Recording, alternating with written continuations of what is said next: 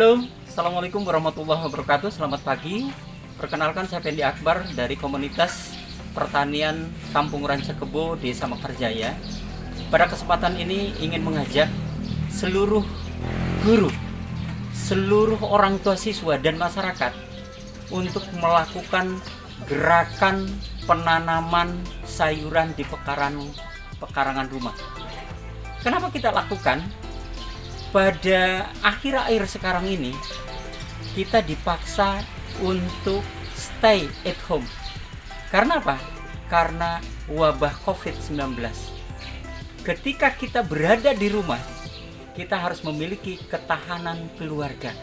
Salah satunya adalah ketahanan pangan. Seandainya pasar ditutup dan tukang sayur tidak boleh masuk ke pemukiman, lalu apa yang bisa kita lakukan di rumah? Dengan kita memiliki kebun sayuran di pekarangan rumah, kita bisa melakukan berbagai hal. Di samping kita mencukupi kebutuhan, kita bisa melakukan kegiatan dengan berjemur, berolahraga, dan juga bisa berkebun dengan keluarga. Timbullah ketahanan fisik dan ketahanan mental. Inilah asiknya mengambil sayuran di kebun sendiri, ya. Di samping kita memiliki cukup sayuran, dan di sini timbul keasikan sehingga ketahanan mental terbentuk. Anggap ini adalah kulkas hidup, warung sayur hidup. Kita memanfaatkan dengan menanam pakcoy, dan alhamdulillah dengan ketelatenan dan kesabaran ini udah bisa kita panen. Kita pilih yang udah besar ya, yang sudah semua dipanen.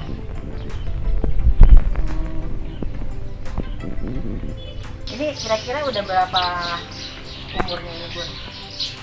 Satu bulan kita sudah bisa memanen ini ya. Ibu-ibu bilang di rumah, kalau mau bertanam jangan kita melihat luasnya lahan, tapi kita bisa di pekarangan rumah dengan polybag kalau tidak ada tanah yang luas. Inilah proses pencangkulan. Kita tidak perlu memerlukan lahan yang begitu banyak untuk kita bercocok tanam, sehingga dengan seperti ini kita bisa berjemur dan juga kita bisa menguatkan fisik kita. Nah, tanaman tomat ini kita menggunakan sistem menggantung, ya. Sifat tanaman, dia akan berusaha naik ke atas mengejar sinar matahari. Tujuannya apa? Di samping kita mencari estetika, juga bahwa di dalam hidup ini butuh perjuangan. Nah, ketika tanaman itu berjuang untuk mencapai sinar matahari, dia akan memiliki ketahanan, terutama bagaimana menghadapi serangan hama. Sekarang saya berada di salah satu rumah warga, terutama orang tua siswa yang sudah mengikuti jejak SDN Mekarjaya untuk memanfaatkan pekarangan rumah dengan menanam sayuran. Ini kalau tidak salah baru berusia 1 bulanan. SDN Mekarjaya yang telah menginspirasi bercocok tanam di pekarangan rumah yang sempit sehingga menjadi indah. Mari untuk warga yang lain mengikuti inspirasi ini, bercocok tanam di rumah masing-masing. Saat ini saya lagi berada di kebun milik warga, termasuk orang tua siswa di SDN Mekarjaya. Assalamualaikum, Pak Hasan. Dengan bercocok tanam di pekarangan rumah ini, kira-kira Akang idenya dari mana ini? Idenya sebenarnya sih tuh melihat ini kan lahan kosong gitu ya. Dan kebetulan juga saya tadinya kan kerja gitu kan, dan kebetulan memang saya lagi diliburkan gitu. Adanya apa? Perusahaan tutup gitu ya. Jadi ya saya di rumah gitu nggak kerja. Terus di SD Mekarjaya kan sekarang lagi ada program apa dengan bercocok tanam gitu ya, Iya. memanfaatkan sayur-sayuran, apalagi dengan pandemi begini kan, memanfaatkan supaya apa sayuran itu bisa nanam sendiri gitu. Iya. Nah, akhirnya saya terinspirasi. Ya, akhirnya saya nanam di sini. Alhamdulillah hasil seperti ini, Bang. Terus harapan Akang ke depan apa nih kira-kira? Harapan saya, ya harapan sih, ya semoga sih ya jadi seperti biasa lagi ya. Dan mungkin dengan adanya saya bercocok tanam ini juga mungkin jadi salah satu tambahan penghasilan juga Pak ya. Oke. Gitu, karena emang ya lumayan banyak juga kan ini pohon buahnya gitu. Oke Kang, terima kasih. Semoga tanamannya tetap subur. Ya. Salam hijau. Salam hijau.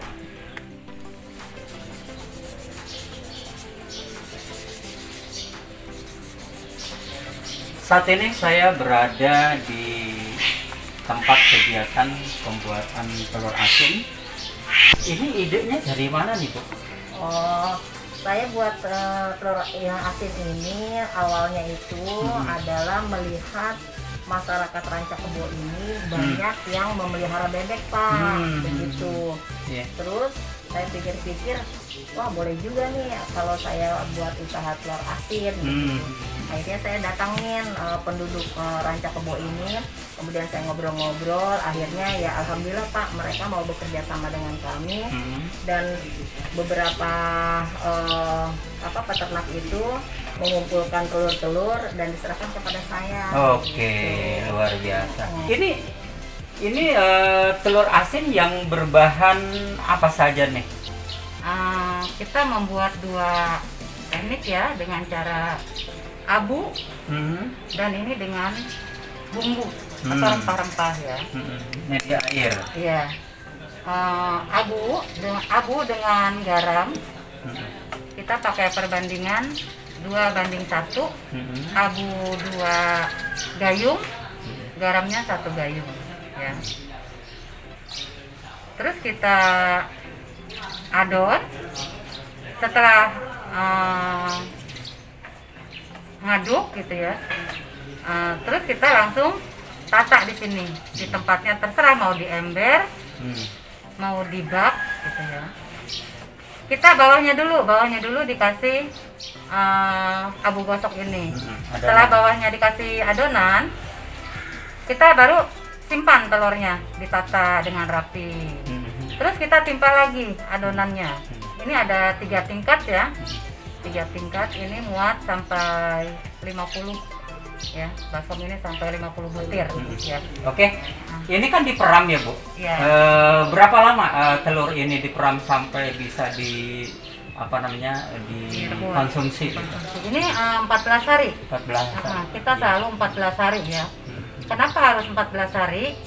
Karena hasil telur 14 hari itu setelah matangnya, jadi telurnya itu tahan sampai 1 sampai 2 minggu. Ya. Baik disimpan di kulkas atau disimpan begitu aja. Oke, ini kan banyak sekali ya. Setiap hari itu kisaran berapa Ibu membuat telur asin ini? Antara 150 sampai 200. Karena sekarang alhamdulillah sudah banyak permintaan. Kalau awal kita hanya 50 ya. Semakin hari semakin banyak permintaan, kita bertambah lagi. Oke, kan sekarang lagi social distancing, lagi physical distancing. Ini bagaimana cara memasarkan telur asin Ibu ini? Kita lewat online ya, lewat online. Mereka memesan, mereka tetap di rumah. Nanti kita yang mengantar, seperti itu. Terus ini yang kedua, teknik yang kedua. Ini hanya air garam dengan bumbu ya, yaitu bawang putih. Di sini kalau misalnya 25 telur, bawang putihnya itu 15 siung, cabenya 10 nah 10. Kalau ini 50 butir, sampai 60.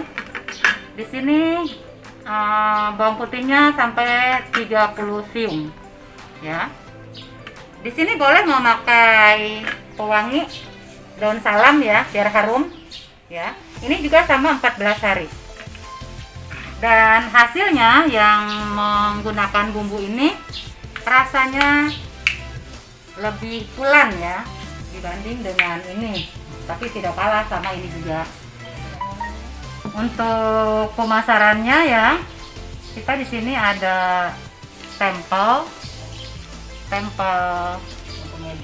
ya, stempel kantin, karena kita di sini juga ada kantin ya. Kita sudah mempunyai stempel. Jadi ada ciri khasnya. Kalau ada stempelnya CSD, kantin sehat bersih, itu berarti produksi masyarakat Rancakebo. Demikian rangkaian yang kami lakukan di dalam rangka menciptakan ketahanan keluarga, terutama ketahanan pangan. Kami komunitas GB 2KM Gerakan Berkebun Bersama Keluarga Margajaya, siap menghijaukan kampung Rancakebo, Desa Margajaya. Salam hijau.